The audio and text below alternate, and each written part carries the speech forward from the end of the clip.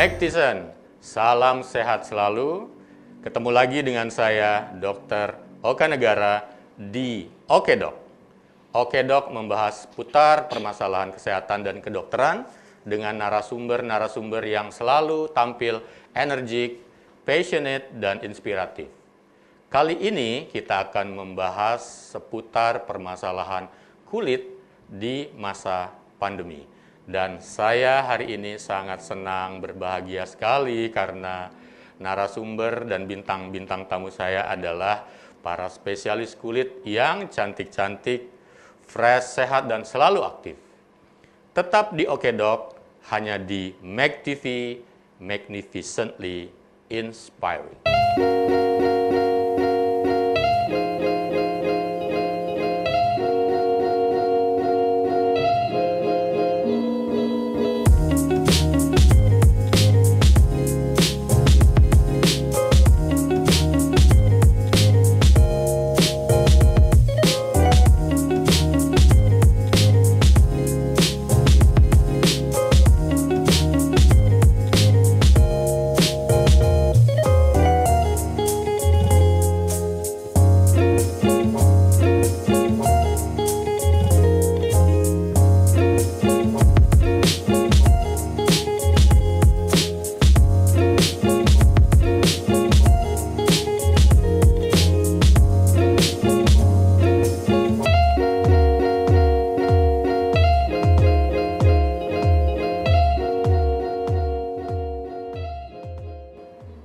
Magtisen, saat pandemi ini, setiap orang dituntut untuk selalu menjaga kesehatan. Di samping juga harus menerapkan protokol kesehatan dengan disiplin. Dan akhirnya ini akan menjadi sebuah kebiasaan baru buat semua orang. Menggunakan masker, rajin cuci tangan, hingga juga diharuskan atau diharapkan untuk berjemur di sinar matahari untuk mendapatkan kualitas kesehatan yang lebih baik lagi, karena di sana ada vitamin D yang bisa didapatkan oleh tubuh dari sinar matahari. Dan ini akhirnya kebiasaan baru yang harus dilakukan ini akan ternyata banyak sekali dilaporkan memunculkan juga permasalahan-permasalahan kulit selama masa pandemi ini. Sementara kita inginnya wajah selalu sehat, segar, dan kulit pun selalu sehat di masa pandemi ini. Karena apa? Terutama untuk wajah, karena semua itu juga adalah tampilan etalase dari cerminan kesehatan tubuh. Karena itu, di sesi Okedok kali ini, kita menampilkan 3 bintang tamu yang sangat spesial, dokter spesialis kulit yang segar dan cantik-cantik. Saya sengaja ajak untuk sesi hari ini. Dan untuk itulah kita akan berkenalan langsung dengan para bintang tamu. Halo semuanya, ya. Ada Dokter Ayu, ada Dokter Eka, ada Dokter Embun. Yang pertama saya sapa dulu nih Dokter Ayu. Beliau adalah Dokter Ayu Apsari. Bagaimana kabarnya Dokter Ayu? Kabar baik Dokter Oke. Halo semua sahabat Magtisen. Senang sekali hari ini saya bisa diundang ke sini. Semoga kita semua tetap sehat. Tetap sehat. Dan tetap beraktivitas. Tetap selalu beraktivitas secara produktif. Ya. Ya, berikutnya sahabat saya Dokter Eka Ciptasari, saya memanggilnya Dokter Eka. Dokter Eka, gimana kabarnya? Sehat juga. Terima kasih juga sudah diberi kesempatan untuk datang di sini untuk sharing tentang kulit. Ya, sehat selalu ya. Sehat selalu. Dan yang terakhir, yang lebih jauh dari saya, ada Dokter Embun Dini Hari. Saya memanggilnya Dokter Embun. Iya. Dokter Embun, gimana kabarnya? Baik dokter, halo sahabat Magtisen, tetap semangat dan sehat selalu ya. Tetap semangat dan sehat selalu, itu kata kuncinya. Magtisen, para dokter ini aja sehat dan semangat. Jadi kita inginnya juga semua Magtisen juga bisa menjaga kesehatan, termasuk untuk topik kali ini yang cukup menarik adalah bagaimana untuk menjaga kesehatan kulitnya di masa pandemi. Karena kita lihat ternyata sejalan dengan keterbatasan yang ada dan kebiasaan baru yang ada, ternyata memang muncul banyak permasalahan kulit yang perlu menjadi highlight yang bisa kita bahas hari ini. Nah gini nih, tiga-tiganya nih ya, para dokter yang cantik-cantik ya. Sebenarnya setelah melalui masa pandemi ini, masa yang penuh keterbatasan ini, sebenarnya permasalahan kulit yang muncul itu kan cukup banyak dan bisa jadi berbeda dengan sebelumnya. Dan juga pelayanan kesehatan kulit di tempat praktek juga ada settingan-settingan yang berbeda ya. Benar ya begitu ya. Siapa mau jawab duluan? Silakan, Dokter Ayu kali ya. Oke, ya.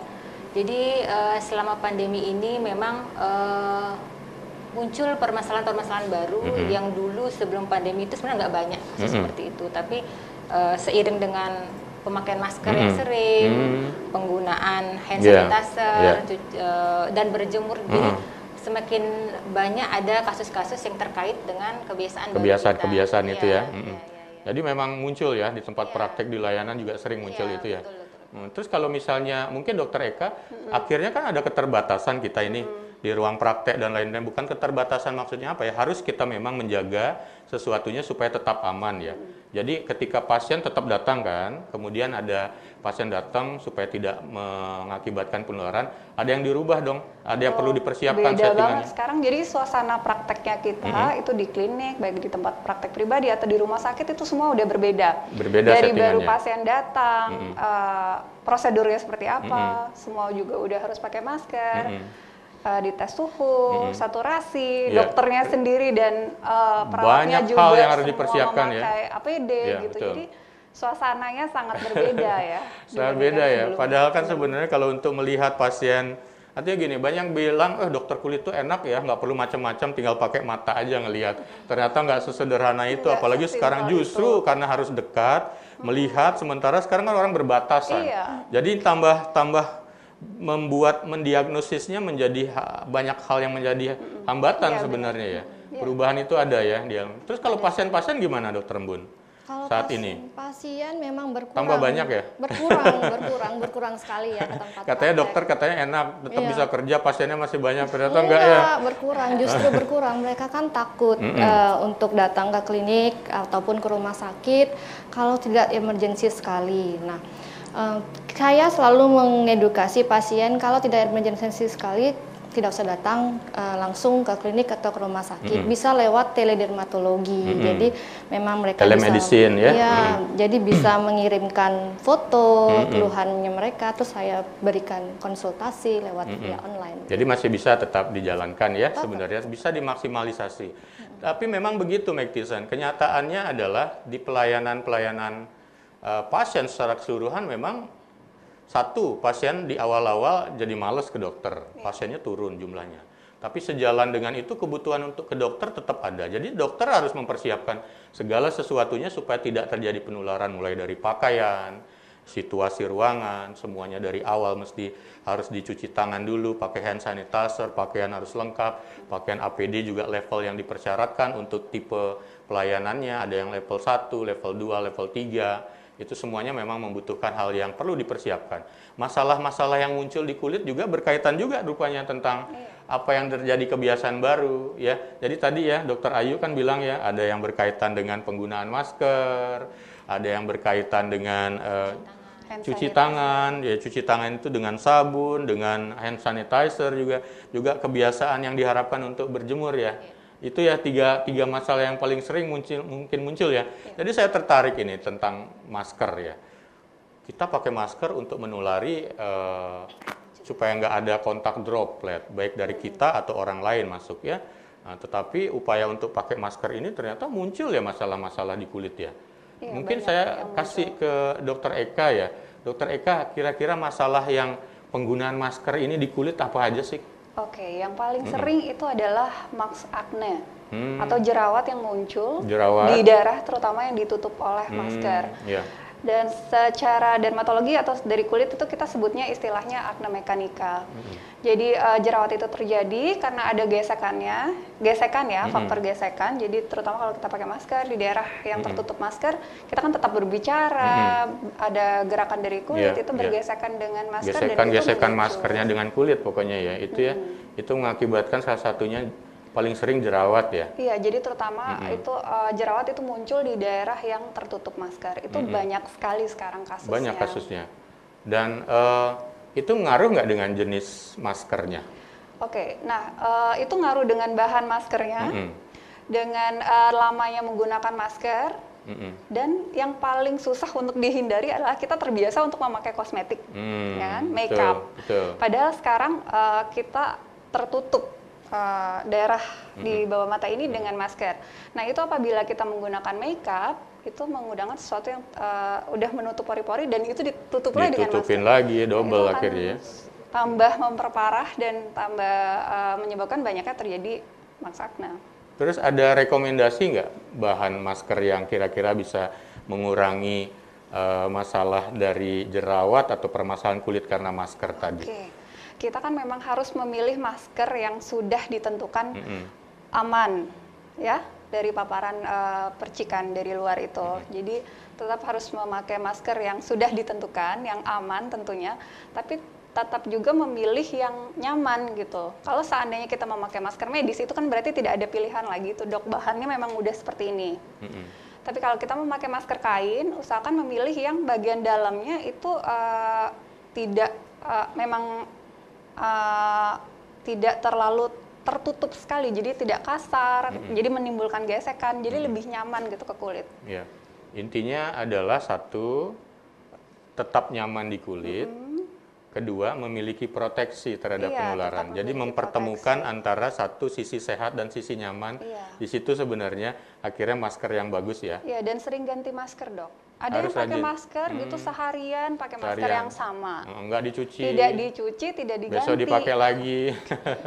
Itu maksimal kita sarankan 4 jam, 4 jam sudah mengganti maskernya. Diganti. Jadi harus punya stok paling enggak ya 3 atau 4 biji minimal ya, karena satu dicuci kalau itu masker kain ya. Jadi masker kain kan tetap masih diizinkan masih bisa diizinkan. Jadi tapi untuk menanggulanginya gimana? Jerawatnya sama nggak seperti jerawat yang biasa? Tetap. Jadi nanti disesuaikan lagi jenisnya, jenis jerawatnya seperti apa, beratnya seperti apa. Pengobatannya tetap dengan pengobatan jerawat gitu, dengan krem, dengan treatment juga gitu. Dokter Embun dan Dokter Ayu menemukan masalah yang sama juga di prakteknya? Sering sekali ya, sering ya. Salah satunya jerawat, bisa juga iritasi karena pemakaian masker. Yang jerawat kan sudah dijelaskan oleh Dokter Eka. Sedangkan kalau yang iritasi itu biasanya dikarenakan karena pemakaian masker yang terlalu ketat atau bahan masker yang sangat keras. Artinya banyak pewarna, ada payatnya. Itu lumayan sering saya temukan sampai terdapat bercak di pipinya, di belakang kuping, itu sering banget. Jadi terlalu keras juga mengikat gitu juga. Membikin bisa iritasi ya. Jadi memang benar-benar ya bagaimana membuatnya menjadi nyaman. Dan memang banyak ya ternyata ini ya. Dokter Ayu ada ketemu kasusnya juga di klinik. Memang karena kita sudah berbulan-bulan ya pakai masker dan itu nonstop untuk semua orang. Jadi kayak Dokter Eka bilang ada masalah jerawat, iritasi, dermatitis kontak alergi, itu bisa terjadi ya. Jadi seperti Dokter Eka bilang ya harus sering diganti.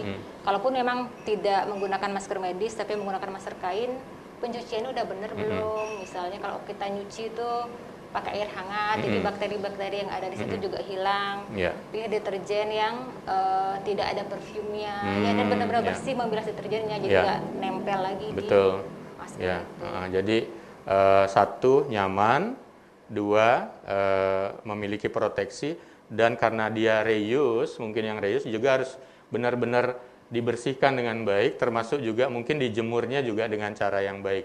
Jadi Mike Tyson ternyata menggunakan masker nggak sembarangan juga ya. Jadi pastikan bahwa Anda bisa nanti menggunakannya, memilihnya mungkin dengan cara yang mencari yang rasanya nyaman ya, dicoba-coba terus, jangan terlalu ketat, serileksnya. Bahannya juga kalaupun itu masker kain, pastikan juga bahannya bahan-bahan yang lembut dan juga berlapis ya. Tidak cuma satu lapis, paling enggak 2 atau 3 lapis, dan dipakainya juga dengan selama tadi Dokter Eka bilang 4 jam, habis itu ganti lagi, dibersihkan, dijemur yang baik, kemudian bisa kok dipakai lagi. Jadi yang paling penting adalah nyaman dan memiliki proteksi untuk penularan atau tidak sampai tertular virus SARS-CoV-2 atau orang bilangnya virus corona.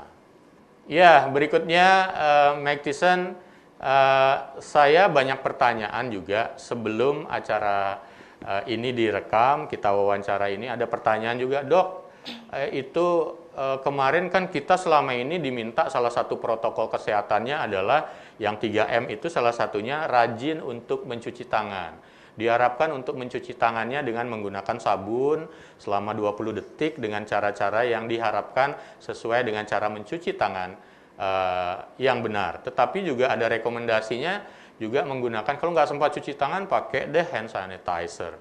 Nah, rupanya juga, Dok, habis pakai hand sanitizer, tangan jadi kasar, tebel gitu ya. Sepertinya nggak kerasa di ujung-ujungnya. Nah ini gimana nih, Dokter Ayu mungkin yang bisa jawab, masalah kayak ini ternyata bisa mengakibatkan masalah gangguan kulit juga ya? Iya, betul. Masalah kulit akibat penggunaan hand sanitizer atau cuci tangan yang terlalu sering itu sudah banyak sekali kasusnya sekarang ya. Karena sampai sekarang pun kita harus sehari itu bisa berapa kali kan cuci tangan. Kalau dulu kita bisa gitu, kalau sekarang udah hampir nggak terhitung ya. Nah, sebenarnya mencuci tangan dengan sabun itu jauh lebih efektif sebenarnya. Lebih bagus ya, lebih bagus. Hand sanitizer. Cuman memang ada kekurangannya. Kita tidak bisa setiap saat cuci tangan. Misalnya kita berada di tempat umum yang tidak punya akses wastafel, jadi mau tidak mau kita tetap sedia hand sanitizer. Masa air sungai? Iya. Kan gitu ya. Betul. Jadi perlu bawa hand sanitizer gitu ya. Seperti hand sanitizer itu kan bahan dasarnya alkohol.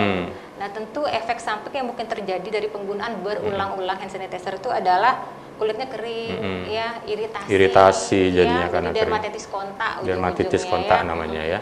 Nah, kita menyikapinya gimana? Jadi setiap kita habis cuci tangan ataupun penggunaan hand sanitizer itu jangan lupa gunakan pelembab, ya, jadi yang water base. Jadi itu akan, karena kalau kita cuci tangan atau menggunakan hand sanitizer, barrier kulit kita akan terganggu, ya, lapisan lipid di permukaan kulit akan terkikis juga saking seringnya ya. Apalagi menggunakan sabun-sabun yang cukup keras, sabun-sabun antibakteri itu kan cukup keras. Nah, harus menggunakan pelembab itu wajib setiap habis cuci tangan. Dan menurut saya cuci tangan itu kita harus efektif. Efektif itu artinya gini, pilih, misalnya kita ada kegiatan ini, kegiatannya kita kumpulin nih dulu, setelah itu sekalian kita cuci tangan, bukan setiap habis kegiatan cuci tangan. Jadi kita pilih-pilih waktu untuk cuci tangan. Di luar itu kita selingi dengan hand sanitizer. Ya, dan jangan lupa habis cuci tangan itu jangan lupa keringkan dengan baik. Karena kalau seandainya kita cuci tangan cuma gini-gini aja. Ya, banyak kan yang habis itu digini-giniin aja. Itu begini kan, ya, Dok ya. Atau begini. Kemana nempel lagi tuh. Nempel lagi ya. Oh, berarti belum tuntas sebenarnya ya. Oke. Karena itu kan kalau kita tetap tangannya basah, nggak dilap dengan baik, itu malah jadi maserasi, malah memudahkan virus, bakteri, jamur itu malah memudahkan untuk tinggal, bertahan lama di situ ya. Betul, tangan kita. Jadi jangan lupa gunakan pelembab ya habis kita cuci tangan maupun penggunaan hand sanitizer. Kalau pelembab itu sendiri mungkin banyak netizen juga nggak paham di mana mendapatkannya atau apa sebagai pengganti pelembab. Sebenarnya pelembab itu kalau kita sehari-hari bilang body lotion. Sebenarnya tipe apa aja bisa, asalkan pilih jangan yang ada perfumnya, ya, jadi itu biasanya malah iritasi. Ya, betul, karena bahan kimia yang menambah wangi itu ternyata bisa bikin iritasi, begitu ya. Dan jangan yang pewarnanya sangat kuat, itu juga malah menimbulkan iritasi. Tambahan iritasi. Jadi itu yang. Berarti rasa-rasa kaku, tebel, kasar itu sebenarnya proses iritasi tadi ya. Betul. Iya.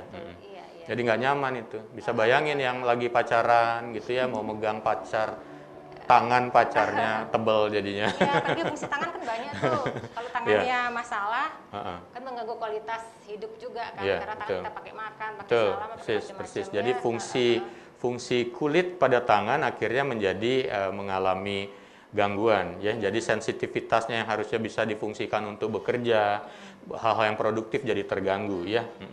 Dan Dokter Eka juga punya pasien yang sama, mengalami ini yang sama ya, tambahan keluhan-keluhan itu datang ya. Iya, jadi sekarang nggak selalu kita tuh harus mengingatkan bahwa hand sanitizer kemana-mana, hand sanitizer dan hand cream. Jadi itu akan kerjanya bareng. Setiap kita habis pakai hand sanitizer, kalau kulit kita ngerasa kering, kita udah punya tuh, udah bawa hand cream untuk pelembab. Tapi banyak orang yang pikir biarin aja, cuci-cuci lagi, habis kalau kasar, udah habis itu jangan pakai hand sanitizer, cuci-cuci biasa, itu sebenarnya bisa hilang nggak sih?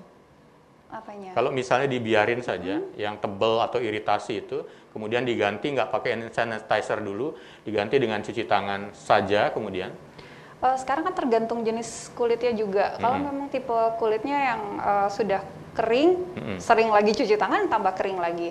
Tapi kalau itu dilakukan terus berulang-ulang, tentunya tadi kan sudah disampaikan Dr. Ayu juga bahwa kita memiliki barrier kulit, yang salah satunya lipid dari kulit atau yang akan menjaga keamanan dari kulit kita sebenarnya. Nah itu kalau terlalu sering berulang, kena kimia, sabun itu kan juga bahan kimia ya, walaupun kita pilihnya yang ringan, itu akan menambah kering, dan tetap kuncinya adalah kita bantu dengan pelembab. Iya, pantas banyak yang juga berpikir udah didiemin kok nggak hilang-hilang, dicuciin pakai sabun kok juga nggak hilang-hilang, ternyata belum kelar masalahnya ya. Jadi sebenarnya Dokter Embun yang paling bagus itu sabun cuci atau hand sanitizer? Jadi begini ya, kalau kita bandingkan antara cuci tangan dengan sabun biasa atau hand sanitizer, tentu saja lebih baik adalah cuci tangan dengan sabun. Kenapa? Karena cuci tangan dengan sabun selain dia mematikan kuman juga dapat melarutkan kuman. Jadi terbilas itu kuman, residu-residu kuman yang mati itu sudah terbilas dari tangan. Sedangkan kalau dengan hand sanitizer, kumannya memang mati tapi tidak terbilas begitu. Jadi untuk keefektifannya lebih bagus cuci tangan dengan sabun dan juga less iritatif. Jadi kurang iritasi. Ya lebih bersih juga, lebih langsung bisa menggelontorkan si virus atau kuman, dan juga dia ternyata ada lebih kepada potensial fungsinya adalah lebih tidak memunculkan iritasi. Ya. Oke, dan ada lagi pertanyaan sebenarnya Mike Tyson yang juga dititipkan adalah berkaitan dengan ini nih, tentang berjemur nih, berjemur. Mumpung tadi Dokter Embun yang jawab terakhir ya. Dokter Embun, ini orang berjemur katanya kan dulu 15 menit lah, jam 11 lah, ada yang bilang di bawah jam 9, kemudian juga ternyata ada efek dari berjemurnya juga, ada yang bikin jadi flek-flek. Kalau jadi tanning, jadi coklat itu ya biasa, namanya berjemur dia di daerah tropis. Bule-bule malah sengaja berjemur biar tanning kulitnya atau agak coklat ya. Itu yang dicari. Orang Indonesia aja pinginnya kan putih gitu ya. Nah, tapi ini saya lebih kepada untuk berjemur itu yang benar itu jam berapa ya? Kemudian kan banyak akibat dari berjemur itu juga. Ya. Jadi sahabat Mike Tyson, saya akan jelaskan sedikit tentang manfaat ataupun kekurangan dari berjemur. Jadi side effect dari berjemur. Jadi ada dampak pendek dan dampak jangka panjang. Dampak pendeknya itu misalnya satu adalah kulit terbakar, kulit menghitam, flek, dan juga terjadi iritasi kulit. Itu dampak yang jangka pendek. Sedangkan dampak jangka panjang, jika kita berjemur setiap hari dengan intensitas yang panjang dan juga dengan waktu yang tidak pas, itu akan dapat menimbulkan peningkatan risiko kanker kulit. Itu yang bahayanya ya. Nah, itu dampak negatifnya. Sedangkan dampak positifnya juga banyak ya. Jadi sinar matahari itu terdiri dari UVA dan UVB dan UVC. UVC itu tidak masuk ke bumi karena terhalang oleh ozon kita. Nah, UVA dan UVB ini semua sangat memiliki dampak yang baik bagi tubuh. Jadi pertama, UVA dapat memiliki fungsi imunomodulasi, artinya bisa menjaga imun kita tetap baik gitu ya. Jadi juga untuk penyakit-penyakit autoimun sering menggunakan teknologi UVA ini. Ya, UVA itu ya. UVA. Nah, sedangkan yang ramai dibicarakan ini adalah UVB. Kita berjemur untuk mendapatkan UVB. UVB ini selain juga dapat meningkatkan imunitas, juga meningkatkan kadar vitamin D di dalam tubuh. Vitamin D. Nah, vitamin D itu selain juga untuk daya tahan tubuh, bisa juga untuk meningkatkan penyerapan kalsium di tulang. Jadi banyak fungsinya. Ya, kalau kita belajar dulu waktu masih SD ya, vitamin yang bagus buat tulang adalah vitamin D gitu ya. Masih berlaku itu ya? Iya. Masih. Selain juga tapi rupanya tambahan fungsinya lebih banyak lagi sekarang ditemukan, soalnya banyak faktor yang mengenai manfaat vitamin D. Ya, silakan. Iya, jadi sinar matahari juga ternyata dapat merangsang beta endorfin di tubuh kita. Itu adalah hormon sejenis morfin yang dapat menimbulkan perasaan senang. Rasa senang, rasa happy, rasa bahagia. Ternyata vitamin D bikin happy. Itu kalau ditarik garis singkatnya. Jadi sangat banyak manfaatnya. Iya, banyak sekali manfaatnya. Nah, tentu saja bagaimana sebaiknya kita berjemur tuh ada aturan-aturannya. Ya, jadi tergantung dari satu adalah UV index. Jadi UV index itu berbeda-beda di tiap daerah, Dok. Di tiap daerah, karena daerah-daerah masing-masing tuh lintangnya berbeda. Misalnya kita di Bali, di Berlin, di Jakarta itu berbeda UV indexnya. Nah, yang kedua ditentukan juga oleh iklim, cuaca di sekitar. Apakah berawan, apakah cerah, itu akan merubah UV index gitu.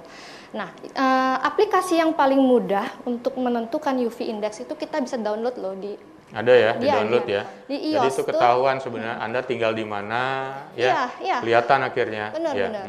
Itu namanya UV iMate atau di weather, ada di pojok kanan bawah itu ada. Nah, kita masukkan daerah, terus jam, kita masukkan jam dan juga tipe kulit. Nah, tipe kulit ini paling penting. Nah, tipe kulit ini masing-masing yang nentuin? Masing-masing. Ya, untuk dimasukkan di aplikasi itu. Ya. Kita biasanya kalau orang Asia, Indonesia itu tipe kulitnya 4 atau 5.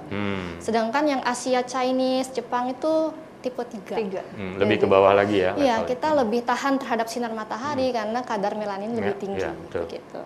Nah, biasanya saya sudah cek karena berjemur ini kan sudah menjadi tren ya. Jadi saya cek dengan aplikasi yang ada di iPhone itu, UV iMate.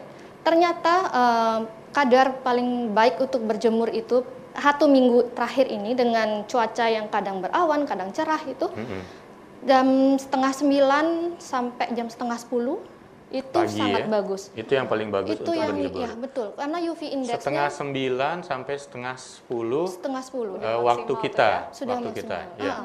Dan jadi paling maksimal jam 9:30 ya. 9:30 kalau tergantung kalau berawan mungkin lebih oke sih. Ya. Artinya yang dulu-dulu kan orang ada yang bilang jam 11, jam 12. Sekarang karena perhitungan yang lebih lebih detail lagi dengan UV index ini, di situasi yang terakhir yang terbagus 8:30 sampai 9:30. Jadi artinya begini, kalau bisa di bawah jam 9 deh gitu ya. Nah, jadi ada pertanyaan begitu, Dok.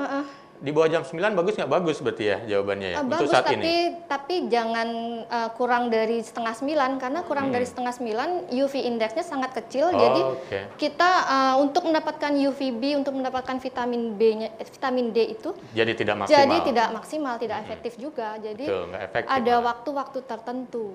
Dan biasanya dilakukan berjemur selama 15 menit. 15 menit. Cukup 2 sampai 3 kali seminggu. 2 sampai 3 kali seminggu. Tidak perlu tiap hari. Ya, jadi secara praktis sebenarnya ini Dr. Ayu, Dr. Eka juga. Jadi saat ini buat Magtisen kalau mau berjemur itu yang terbaik adalah 8:30 sampai 9:30, 15 menit saja cukup, 2 sampai 3 kali seminggu. Nah, terus tentang misalnya kalau berjemur sambil bekerja, ini nggak apa-apa kan itu ya? Nggak apa-apa, yang penting kena paparan sinar matahari langsung di jam-jam itu. Kemudian pakaiannya? Nah, ini yang paling penting ya. Jadi ada tips-tips untuk berjemur agar jangan sampai kita flek, agar jangan sampai kita terbakar.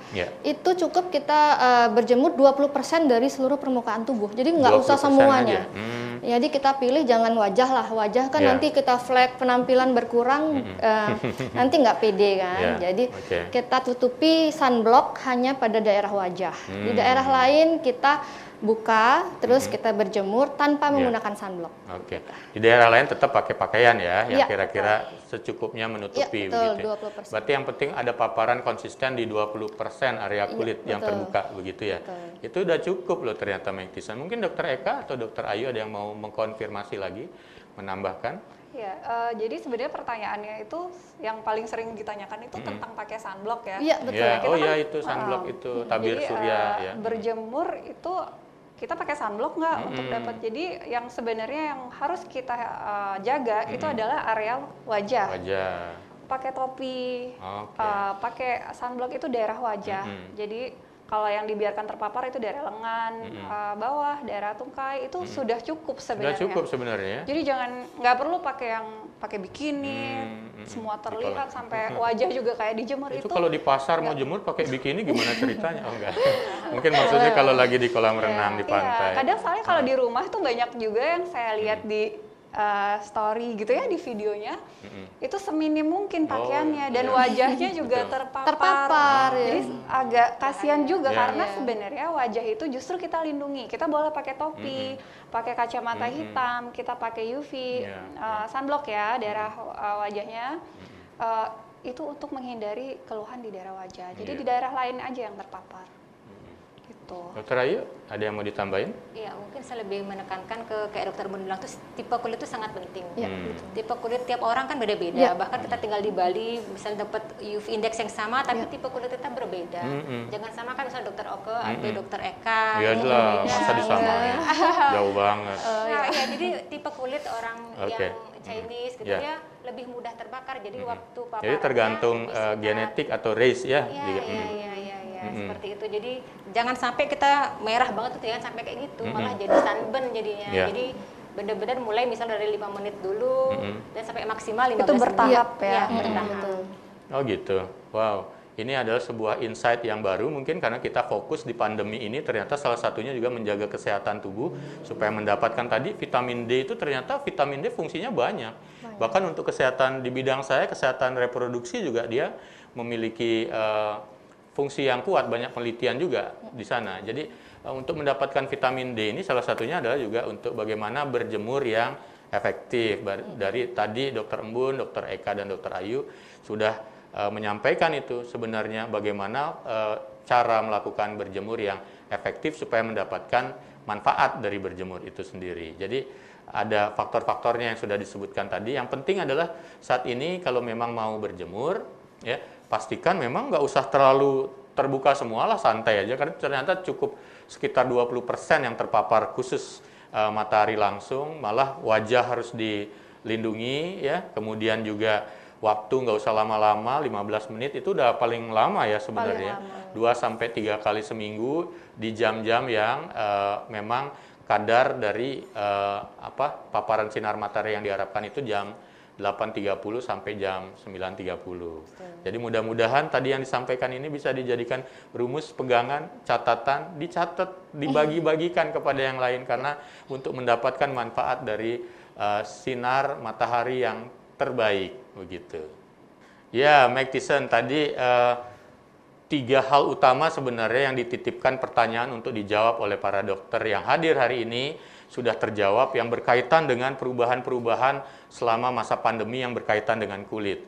Tetapi sebenarnya kita juga membutuhkan banyak hal masukan juga mungkin pernyataan-pernyataan yang bisa membawa edukasi baru, bukan edukasi baru, edukasi lagi untuk mengingatkan kepada semuanya bahwa sesungguhnya kesehatan kulit juga perlu dijaga. Salah satunya yang berkaitan tentang ada nggak sih atau bagaimana sih tentang nutrisi atau pola makan yang bagus supaya kulit itu tetap segar dan sehat, dan apa yang mesti diikuti atau mana yang perlu dihindari. Mungkin bisa ya dokter, siapa mau jawab duluan? Dokter Eka mungkin ya, silakan. Oke, nah kalau kita bicara tentang nutrisi itu banyak hal. Yang paling simpel tadi vitamin D aja tuh sebenarnya selain dari matahari, kita juga bisa dapatkan dari nutrisi dari makanan gitu maksudnya. Dari makanan itu sekitar 10% lah vitamin D itu bisa kita penuhi dari makanan, misalnya ikan salmon, sayur yang berwarna hijau tua ya. Jadi buah-buahan itu bisa. Sayur dan buah ya. Kalau buah apa aja itu? Yang vitamin buah kita bisa dapatkan dari wortel juga, dari apel juga ada vitamin D-nya juga, banyak sebenarnya sayuran yang berwarna hijau tua terutama juga gitu. Dan itu gampang sekali didapatkannya. Jadi di negara tropis kayak di Indonesia, apalagi di Bali, kita punya sayur dan buah yang berlimpah. Di samping sinar matahari harusnya sih tetap sehat ya kulitnya. Jadi nutrisi makanan paling banyak itu kita harus mengkonsumsi buah-buahan dan mengkonsumsi juga sayur-sayuran. Nah sekarang kalau kita bicara tentang buah-buahan, saya udah minum jus tuh setiap hari. Nah tanda kutip juga tuh jusnya gimana? Kalau kita misalnya beli jusnya, itu kita harus lihat mana banyakan buahnya atau gulanya atau sirupnya atau airnya, ya kan? Nah itu kita juga harus pertimbangkan. Yang terbaik itu raw juice ya, buahnya asli tanpa tambahan apa-apa, air, tanpa gula, itu yang paling bagus. Kalaupun ditambah paling air putih ya, ditambahin supaya ada cairannya lebih banyak begitu ya. Dan sebenarnya yang paling simpel adalah makan langsung buahnya sih dok. Kayak kita makan apel, makan buah pir, itu yang paling gampang kan sebenarnya. Dan ingat jangan dikupas karena di kulitnya itu banyak kandungan nutrisinya juga gitu. Banyak yang dipikir bahwa kalau mau makan buah saya cuci dulu yang bersih, lapisan luarnya dipotong, tinggal dapat buah potong itu deh. Padahal itu udah banyak sekali nutrisi yang sudah hilang sebenarnya. Udah hilang Padahal nutrisi itu yang dibutuhkan. Ya, jadi kalau makan sayur, buah mungkin kalau dicuci sedikit, tapi jangan banyak bagian-bagian yang dikorbankan ya. Mencuci tujuannya kan untuk membersihkan, habis itu boleh makan langsung. Kalau memang itu adalah buah-buahan, kan begitu ya. Kalau sayur ya diolah dengan secukupnya saja, begitu. Dan sekarang kan kita juga mengkonsumsi vitamin, ya kan selalu nih, hampir kayak rata-rata pasti minum vitamin kan setiap hari gitu. Di saat ini kan bahkan selalu disampaikan minum vitamin supaya tetap sehat nih di era pandemi biar nggak gampang kena sakit. Tapi itu juga harus diingat bahwa kita memang memerlukan vitamin, tapi tidak berlebihan. Tetap tidak berlebihan sesuai dengan kebutuhan dari tubuh kita. Gitu. Kalau olahraga? Olahraga, iya olahraga pasti baik banget ya, apalagi di era pandemi itu. Kenapa? Olahraga banyak sekali memberikan manfaat bagi tubuh kita. Satu, bisa menimbulkan perasaan senang. Seperti sinar matahari, olahraga juga ternyata dapat merangsang hormon endorfin, menimbulkan perasaan senang, mengurangi stres. Karena kan kita banyak stres karena pandemi. Apalagi yang kehilangan pekerjaannya, yang mesti work from home, itu pasti sangat stres. Terus yang kedua, olahraga itu bagus bagi kulit. Segala olahraga itu baik bagi kulit, baik olahraga kardio, fungsional, ataupun angkat beban, itu semua baik. Kenapa? Karena olahraga kita akan mengeluarkan keringat.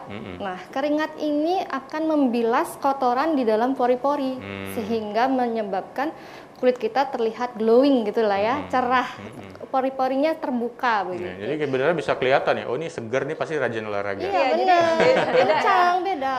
Sinar mukanya tuh memang beda memang sih. Beda ya, wow, ya. Olahraga lo harus lo. Kan meningkatkan sirkulasi juga. Iya betul, persis. Iya, jadi wajah tuh kelihatan lebih cerah, lebih segar, gitu ya. Pada beberapa jenis olahraga juga saya ingin tambahkan juga kalau dia tepat dan bagus itu juga ternyata bagus buat metabolisme hormon namanya. Dan itu juga akan menambah ya tampilan luar kelihatan lebih tight, lebih clean, lebih fresh begitu. Karena ternyata memang untuk jadi sehat, untuk kelihatan sehat, banyak sebenarnya parameter yang kita harus bisa support di sana. Nutrisinya, ya, pola makannya. Setuju nggak juga dengan gaya hidupnya dan stres yang harus dikendalikan, istirahat yang cukup, benar. Ya, jadi make decision. Jadi jangan lupakan bahwa di samping kita ingin tampil sehat, kulit kita tetap sehat dan kelihatan segar, sebenarnya itu akan juga bisa ditambah terlihat sehat lagi jika kita melakukan pola hidup yang sehat. Salah satunya adalah nutrisi yang berimbang, olahraga yang memang cocok, dan di samping itu juga menghindari stres dan cukup istirahat. Nah, berikutnya begini, ada juga sebenarnya banyak sekali pertanyaan yang ingin saya sampaikan karena titipan dari Mike Tyson juga di beberapa komentar tayangan Oke Dok yang meminta, Dok tolong tayangin juga dong permasalahan kulit untuk dibahas. Jadi banyak orang yang sebelum pandemi sudah melakukan upaya untuk meningkatkan rasa kepercayaan diri, untuk mempercantik diri dengan tindakan-tindakan dalam tanda petik tambahan begitu ya. Yang mungkin pada beberapa orang ya biarin aja deh, tapi ini karena punya kemampuan, punya waktu, akhirnya itu ingin nambahin sesuatu biar kelihatan cantik, misalnya tanam benang, suntik filler, botox, ada yang juga melakukan tindakan PRP, plasma rich platelet begitu ya. Itu gimana sih sebenarnya dari sudut pandang dokter kulit bahwa tindakan ini boleh dilakukan, silahkan saja, tapi itu gimana? Ya, tindakan upaya seperti PRP, platelet rich plasma, tanam benang, botox atau filler itu sudah banyak sekali ya, sudah sangat umum kayaknya. Sudah banyak sekali yang pernah mencoba botox ataupun filler. Semua tindakan-tindakan ini kan tujuannya adalah untuk menjaga kita tetap muda, gitu ya. Jadi kok seiring umur kolagen itu akan menurun. elastisitas kulit itu juga akan berkurang. Nah, prosedur-prosedur ini itu sangat bagus untuk menjaga dan meningkatkan produksi kolagen kita. Nah, cuman yang menjadi catatan adalah karena ini termasuk prosedur yang invasif, jadi sebaiknya dilakukan oleh dokter-dokter yang profesional dan memang mempunyai kompetensi untuk melakukan tindakan itu ya. Karena memang kalau dilihat di internet banyak sekali yang menjanjikan misalnya, ayo datang ke sini, bahkan beberapa menyebutkannya misalnya PRP saja itu sering disebut dengan stem cell, padahal kan bukan stem cell begitu ya. Walaupun mungkin tujuan akhirnya hampir serupa juga, itu kandungannya kan growth factor sebenarnya begitu. Nah, itu dilakukan oleh bukan dokter, dilakukan oleh mereka yang mengaku punya keterampilan dan menganggap diri punya keberhasilan untuk melakukan itu. Jadi kalau dilakukan hal-hal seperti ini ternyata memang banyak yang masih misprofesi ya. Jadi dilakukan oleh orang yang tidak memiliki kompetensi untuk itu ya. Jadi teman-teman di spesialis kulit melihat fenomena ini gimana? Artinya tindakan-tindakan tadi kan tetap bisa dilakukan asal sesuai dengan konsultasi yang tepat, kemudian baru bisa ditentukan boleh atau tidaknya, area mana yang harus dilakukan. Membuat cantik sesungguhnya boleh-boleh saja, tetapi ya, kata penting pertama harus tetap sehat, kan begitu. Iya, dan aman ya. Aman ya, terutama ya. Betul seperti yang Dokter Oke sampaikan bahwa segala tindakan yang dilakukan itu harus disesuaikan dengan kebutuhan dan kondisi dari pasien. Tidak semua pasien bisa kita lakukan botox, tidak semua bisa dilakukan filler, tidak semua bisa dilakukan thread lift. Jadi yang terpenting adalah konsultasikan mengenai kebutuhannya atau apa yang ingin diubah dengan dokter yang tepat, sehingga prosedur yang dipilih pun juga tepat dan tentunya dilakukan dengan aman. Dan yang paling penting aman tanpa ada efek yang merugikan. Karena kita seringkali temukan bahwa sudah capek-capek datang berulang kali, keluar duit yang lumayan tidak sedikit, habis itu malah tambah sana, tambah benjol sana sini, kemudian malah terjadi problem kerusakan kulit ya. Dan itu sering saya baca ternyata dilakukan pada tempat-tempat yang tidak paham tentang kesehatan kulit dan bisa jadi bukan yang berprofesi dokter yang melakukannya begitu ya. Jadi harapannya sih tetap bisa ya Dokter Embun bahwa maksudnya itu dilakukan tetapi harus benar-benar berdasarkan istilahnya konsultasi yang tepat ya. Tetap bisa, dan kadang-kadang malah permintaan untuk melakukan tindakan ini yang invasif ini agak meningkat di masa pandemi ini. Kenapa? Karena kan mereka perlu downtime, perlu waktu healing penyembuhan yang lumayan lama, antara 1 minggu hingga 2 minggu. Mukanya jelek dulu baru cantik atau ganteng. Nah, karena mereka work from home, jadi mereka oh ya nggak apa-apa dok, saya mumpung work from home sekarang aja tindakannya, jadi aman gitu. Itu sih seringan. Dan itu akan menjadi kebiasaan baru nanti ada beberapa prosedur yang mesti dipersiapkan sebelumnya. Tapi tadi ada yang menarik ya, supaya ganteng juga gitu. Berarti ini layanan-layanan estetik kulit begini oleh teman-teman di spesialis kulit juga. Apakah ini artinya laki-laki juga membutuhkannya ya? Banyak ya. Iya, betul banyak. Sudah ini bergeser sekarang. Bahkan kayak akhirnya saya melihat banyak yang laki-laki lebih glowing daripada perempuan. Ya, betul. Apalagi di trennya K-pop ya. Jadi kepingin supaya ini seperti artis saya ini ya. Oke, seperti siapa sih artis K-pop? BTS ya. Iya, BTS. Dipilih aja itu yang cenderung cantik malah. Ya, artinya yang paling penting tetap Mike Tyson silahkan tetap tampil cantik, ganteng, bersih, fresh, tetapi harus memenuhi kaidah-kaidah kesehatan. Dan untuk mendapatkan kaidah kesehatan yang tepat, tempatnya adalah dengan berkonsultasi sebelumnya ke dokter. Nah, ini sesungguhnya kita sudah banyak membahas tentang kesehatan kulit di masa pandemi ya, termasuk juga pertanyaan titipan yang lain. Tapi sebelum kita akhiri bahasan kita, sebenarnya sesudah membahas semuanya artinya begini, pandemi ini kan nggak jelas sampai kapan akan berhenti. Yang paling ideal sebenarnya kan tetap kita para dokter memeriksa pasien langsung. ketemu pasiennya langsung, melihat wajahnya ini gembira atau tidak, ya. Apalagi dokter kulit lihat dari wajahnya, guratannya udah kelihatan ini sehat kulitnya atau tidak, begitu ya. Kemudian belum lagi harus di center, diperiksa. Jadi sebenarnya kita berharap sih semuanya bisa seperti normal lagi, datang lagi semuanya, memeriksa pasien dengan seperti biasa. Tapi pandeminya nggak kunjung hilang ini. Jadi kita kayaknya perlu kebiasaan baru, adaptasi baru, termasuk di layanan permasalahan kulit. Nah, kalau di bidang kulit, kesehatan kulit, akhirnya kebiasaan baru ini apa nih yang paling bisa diberikan kepada Mactisen? Apa yang perlu dipersiapkan? Kalau layanan kan pastinya proteksi APD dan lain-lain ya. Apa yang misalnya mungkin Mactisen perlu tahu nanti ke depannya, apa yang perlu dipikirkan untuk datang ke dokter gitu misalnya? Jadi sebelumnya mungkin sudah disampaikan juga sama Dokter Embun bahwa di masa pandemi ini sebaiknya kita juga Mactisen juga lebih jeli lagi bahwa mana yang perlu untuk datang ke dokter, mana yang tidak. Karena kita juga sama-sama saling menjaga. Kalau seandainya memang lebih memungkinkan untuk melakukan telemedicine, itu salah satu pilihannya. Masih tetap menjadi pilihan ya. Tapi seandainya memang harus datang ke klinik atau ke tempat praktek, itu usahakan memang dalam kondisi yang sehat.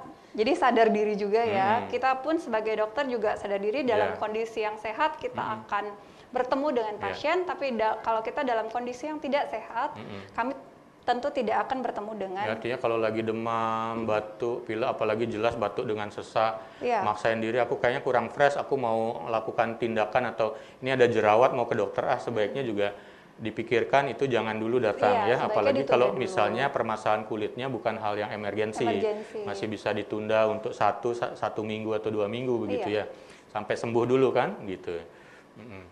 Gitu. Persiapan yang lain atau mungkin kebiasaan yang akan muncul lagi misalnya apa, Dokter Embun? Pastinya ya kebiasaan yang akan muncul itu ya selalu seperti yang dikatakan oleh Dokter Ayu, Dokter Eka, selalu membawa hand sanitizer di mobil dan juga moisturizer. Yang tambahannya kedua, itu ya, pelembab itu ya. Pasti harus untuk mencegah hal-hal yang tidak diinginkan pada kulit. Terus yang kedua, kebiasaan berjemur harus tahu waktunya. Jadi kapan yang aman, kapan yang tidak aman, terus di mana saja yang harus dijemur, terus ada kebiasaan olahraga juga. Kenapa kita harus berolahraga? Untuk menurunkan stres lah, untuk meningkatkan imun dan lain sebagainya gitu. Itu kebiasaan-kebiasaan baru yang kita harus lakukan, dan pemakaian masker tentunya. Kemana-mana pakai masker dan ada tipsnya. Jadi kalau kita pergi misalnya kita ini lama ini kita akan pergi, bawalah masker lebih dari 2 gitu. Karena kan 4 jam harus ganti masker ya dok ya. Cadangan itu jadi harus bawa lebih dari 2 supaya nggak timbul jerawat kah atau Dokter Ayu? Oke, jadi mungkin kuncinya adalah pencegahan lebih baik daripada mengobati. Pasti itu. Sudah dijelaskan tadi dengan panjang lebar oleh Dokter Embun, Dokter Eka. Jadi masalah-masalah timbul akibat pemakaian masker yang tidak bisa kita hindari, penggunaan cuci tangan, berjemur, selama masih bisa ditangani di rumah, misalnya kulitnya kering nih habis cuci tangan, ya pakai pelembab ya. Maskernya biar nggak jadi jerawat, sering ganti, perhatikan bahannya, perhatikan kebersihannya. Berjemur juga ada waktunya. Nah, apabila dengan pencegahan itu dan tips-tips yang tadi kita berikan tidak juga memberikan hasil, malah tahu lebih berat, ya mau nggak mau memang harus ke dokter. Jadi hal-hal itu memang harus langsung ditangani oleh dokter. Jangan dibiarkan lebih lanjut ya, karena kadang-kadang juga ketika permasalahan kulit itu menjadi berlanjut tidak bisa diselesaikan sendiri, yang muncul adalah stres baru, stresor baru. Ketika stresnya ini nggak bisa dihindarin, bisa jadi distres malahan. Jangan salah, ketika anak muda masih sekolah, di rumah saja, belajar di rumah, nggak kemana-mana, masanya dia juga secara hormonal, masih SMP itu kan perlu banget itu kelihatan bahwa kulitnya juga gampang berjerawat. Akhirnya malah nggak diselesaikan masalahnya, diam aja, dia stres, malu untuk sekolah online, malu untuk ketemu teman-temannya. Ada beberapa kasus sampai stresnya yang memang sampai gara-gara jerawat itu ada keinginan, niatan untuk bunuh diri loh. Jadi tidak sesederhana yang kita lihat, juga bisa terjadi pada orang-orang yang lain, tergantung dari problem dari psikologisnya juga. Jadi masalah kulit ternyata kalau tidak diselesaikan dengan baik dan benar bisa merembet kemana-mana. Jadi tidak cuma kesehatan kulitnya, tapi juga bisa menjadi kesehatan psikologis atau psikiatrinya. Wow, luar biasa sekali hari ini. Saya senang sekali ini kedatangan Dr. Eka, Dr. Ayu, dan Dr. Embun. Tapi bintang tamu saya nggak pernah saya lepaskan begitu saja terakhir. Harus ada lagi yang harus dijawab ini. Tapi sebelumnya saya ingin tahu, Magdisen juga kepingin tahu sebenarnya aktivitas para dokter kita ini sehari-hari apa saja ya. Mungkin dari Dr. Ayu, sehari-hari di samping praktek kan nggak mungkin praktek dari pagi siang malam, pagi siang malam dong. Sehari-harinya ngapain aja? Iya, saya memang selain praktek, saya prakteknya kebetulan ada di 2 institusi kesehatan. Yeah. Saya lakukannya pagi sama siang hari. Kalau sore kita sudah di rumah, karena anak-anak juga ada 3 dan semuanya masih belajar daring, ditemenin belajarnya. Masih ditemenin, masih dijagain ya. Dan nggak lupa memang tetap menjaga kesehatan ya di rumah itu kita ajak sama-sama olahraga. Sama-sama ikutan olahraga dong. Ikutan ya. Olahraganya apa nih? Saya biasanya treadmill atau renang. Oke, iya. Ya, jadi itu jangan lupa dan ya sekarang dulu tuh nggak pernah masak tuh, sekarang semenjak pandemi ini jadi bisa masak, jadi bisa masak. Dulu nggak pernah bisa. Itu mungkin poin bagusnya ya. Dulu orang-orang nggak mau beli apa, tinggal beli, sekarang kita berkebun. Itu berkebun. Ya, hal-hal lain yang kita lakukan di masa pandemi gitu. Dan ternyata jadi positif ya. Orang sukses tuh katanya melihat masalah menjadi sebuah peluang. Dan kemudian ternyata menjadi hal yang produktif. Ya, bisa dicobakan itu. Jadi sisi inspirasinya Dr. Ayu adalah begitu, samping mengelola beberapa usaha yang lain.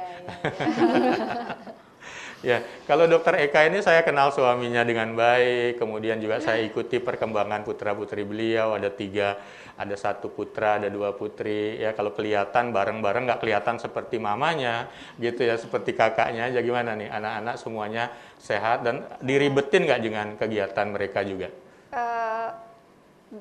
Nggak pernah ngerasa diribetin sama anak-anak, karena mereka juga sudah besar-besar, sudah jadi cukup nggak terlalu mandiri banyak, ya. Tugasnya juga udah bisa diselesaikan sendiri.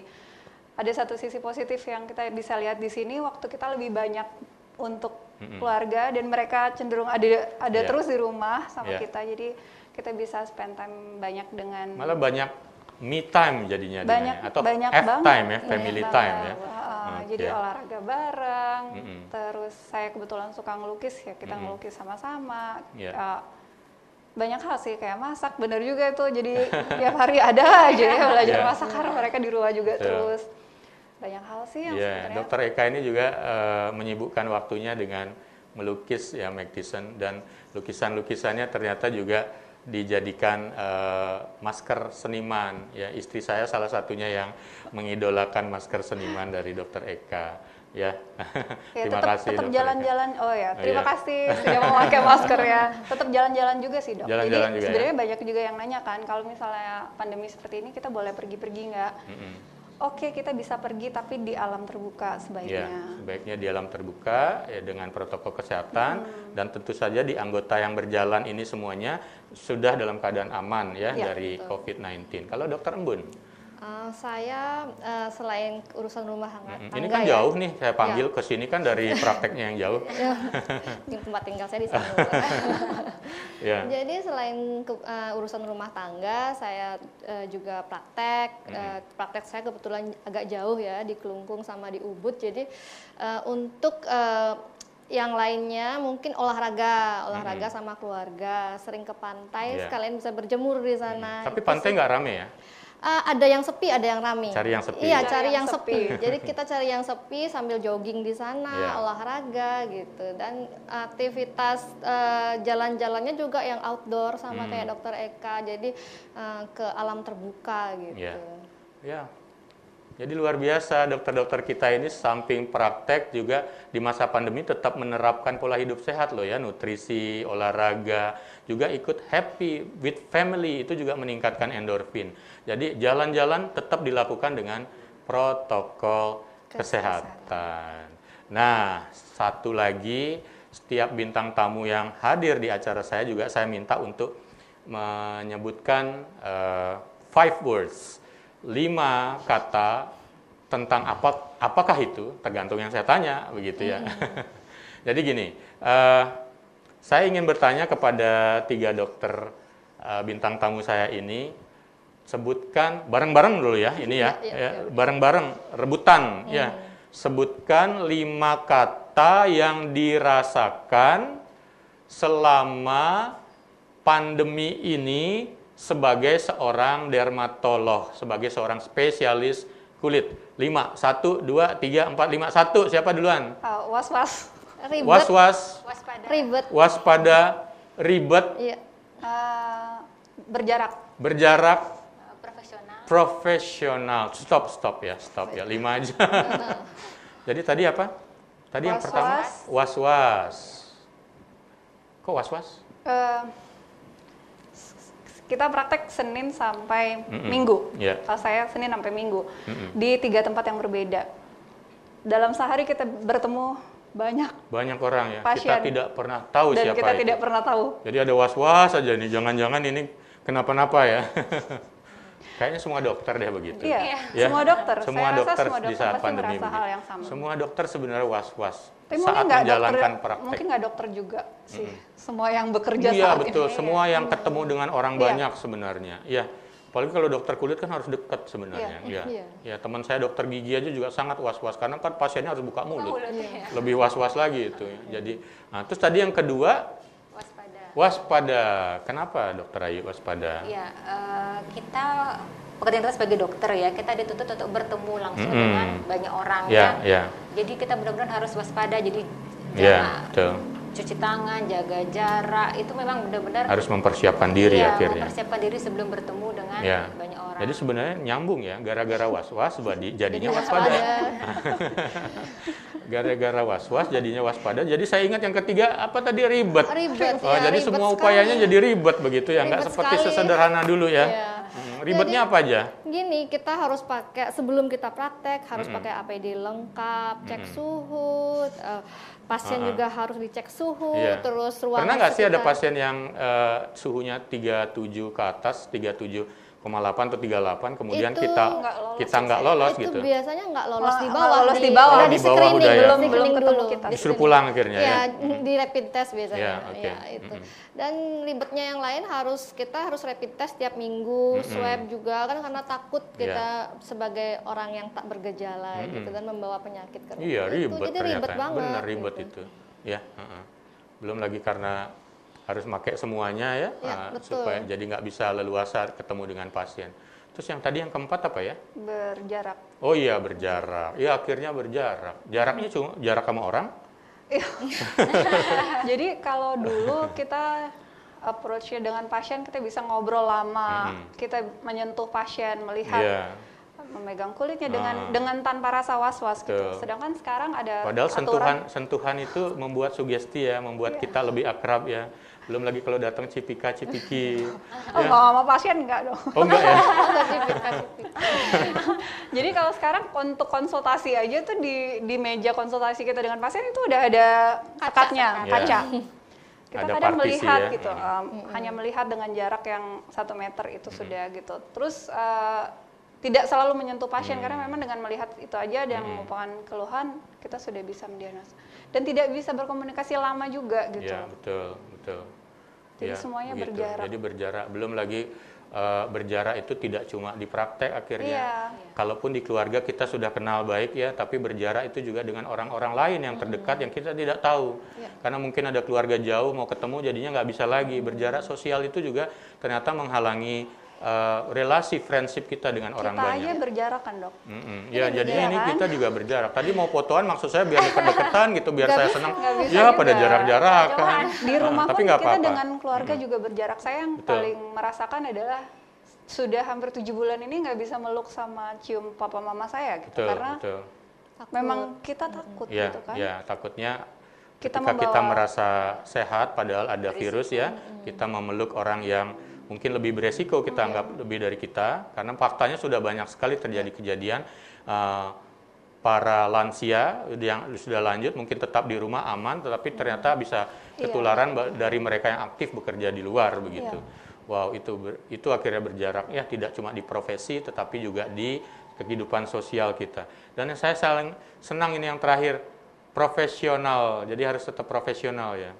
Iya, jadi meskipun kita was-was ya, kayak dokter Eka bilang, aduh nanti tertular dari orang, ketemu banyak orang. Tapi karena profesi kita adalah dokter, jadi mau nggak mau kita tetap profesional, tetap menjalankan tugas kita untuk melayani kesehatan masyarakat, tapi tetap menjaga protokol kesehatan. Ya, wow itu dia. Jadi sekali lagi terima kasih buat kehadirannya semua, Dokter Eka, Dokter Ayu, dan Dokter Embun. Ya, jadi Magtison, demikian diskusi kita di Oke Dok episode kini tentang permasalahan kulit selama masa pandemi. Berikutnya kita akan mintakan kalimat atau pesan atau message terakhir buat para Magtison semuanya. Oke, untuk punya kulit yang sehat atau terlihat cantik itu tidak harus selalu putih. Yang penting kita tahu apa yang paling bagus untuk kulit kita, baik itu nutrisi, cara perawatannya, dan di masa pandemi ini tentunya kita tetap harus merawat kulit kita karena itu adalah yang terlihat bagian terbesar dari tubuh kita. Tapi ingat tetap menerapkan protokol kesehatan, pakai masker, cuci tangan, dan jaga jarak. Halo sahabat Magtison, saya punya pesan untuk sahabat Magtison, yaitu kalian kan disuruh untuk mencuci tangan sering setiap melakukan kegiatan. Nah, setiap selesai cuci tangan, ingat menggunakan moisturizer atau pelembab. Pilihlah pelembab yang tidak ada pengwanginya dan mengandung seramid. Kenapa? Itu bisa menggantikan lipid barrier kulit di tangan netizen. Jadi, ingat ya, selalu pakai pelembab setiap habis cuci tangan.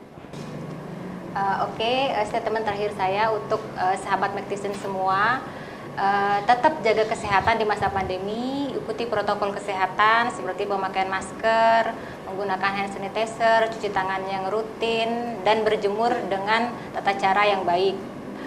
Dan jangan lupa tetap berolahraga, nutrisi yang baik, dan habiskan waktu berkualitas bersama keluarga. Terima kasih.